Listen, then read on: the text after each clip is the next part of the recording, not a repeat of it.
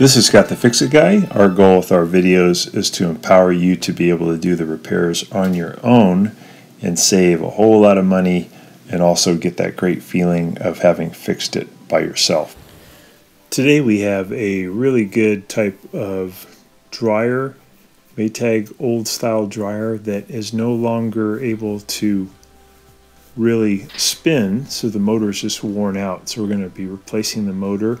In this video we're actually going more into the detail of how you wire in a new motor using the old wires, because they have a different type of a motor switch.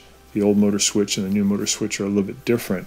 So there's instructions on how you can rewire the motor. We just want to cover how to do that. Here's a link also for putting in the for ordering a new motor. And these motors are about anywhere between $60 to $120. Comes with an instruction sheet that shows you how to do the wiring. This was done by one of my customers and it wasn't starting, so I came on the scene and was just rechecking everything.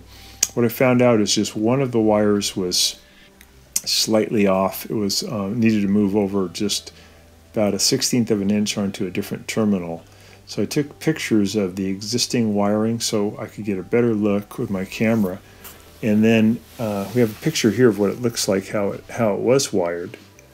So he almost had it correct. The red wire we see over here in the right hand corner though had to go over to the left slightly more to terminal number 5. That was the only error that he had made. When I switched it over to number 5, it did great. So if you use this method and make sure you get the right one on number 5, this is gonna, your motor's gonna start great and run really well. And the gray one goes, and then the gray one goes over to this terminal, which is the overload terminal, and that's how it's wired. So you can go back and watch it a couple times to make sure you got it. What I'm doing now is just putting the belt back on.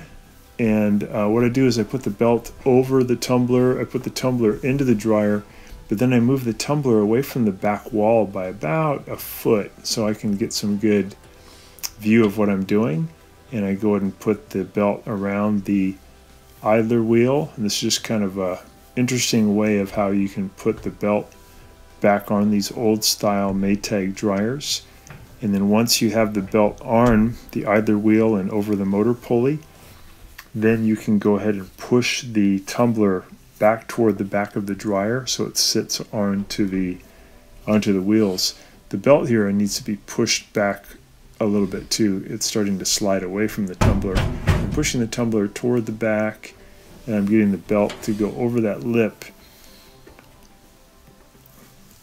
And then what I'll do is I'll reach in and grab the belt and move it toward me because it's too close to the back of the tumbler, near the back of the dryer, and I need to move it toward me so it's about an inch toward me in front of the groove. There's a metal groove that you don't want the belt to be in. You want it to be away from the groove toward you by about an inch.